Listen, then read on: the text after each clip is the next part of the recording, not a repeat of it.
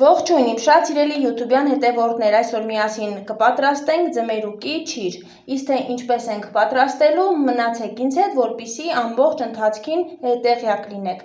Իսկ ով բաժանորդագրված չի, խնդրում եմ բաժանորդագրվեք, որպեսզի նմանատիպ եւ մնացած բոլոր հոլովակները բաց չթողնեք։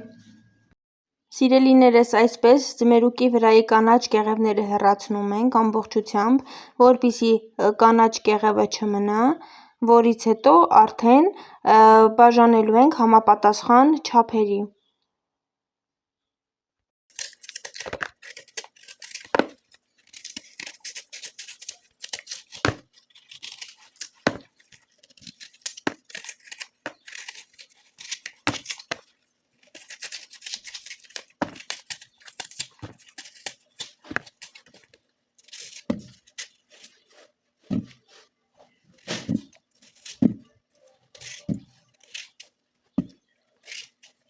Ահա, վերածում ենք այսպիսի հատվածիկների,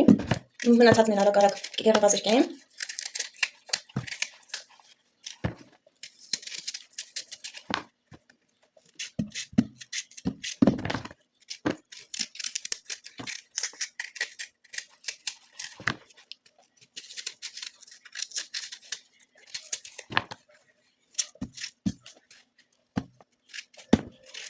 Մանրած ձմերուկը մի հատ հոսող ջրի տակ կլվանանք, որից հետո վրան կավելացնենք սովորական ջուր եւ կդնենք մարման կրակի վրա։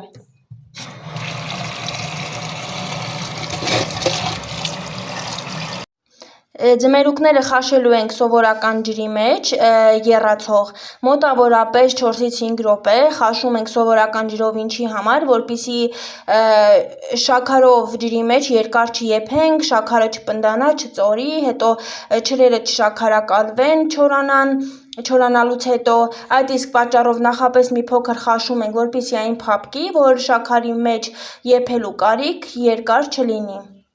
Երբ որ արդեն կսկսի եռալը, ժամը կպահենք, հետո կքամենք եռացող ջրի միջից, կլցնենք սառը ջրի մեջ, որպեսզի եփման գործընթացը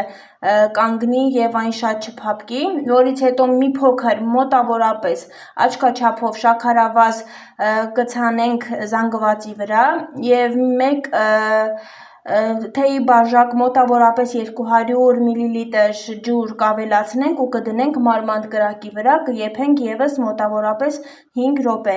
5 րոպե եփելուց հետո կանջատենք, մեկ ամբողջ գիշեր կթողնենք սիրոպի մեջ։ Սիրելիներս, ահա շարել եմ սկուտեղի վրա, նայեք ոսկեգույն շողշողան ձմերուկներ են, շատ գեղեցիկ, մոտավորապես 3 օրից շոգ եղանակի հետ պայմանավորված արդեն հավաքելու ենք։ Սիրելիներս, ահա ձմերուկի ջրերը արդեն չորացել են, ինձ մոտ այն չորացավ ընդամենը 2 օրում, ահա,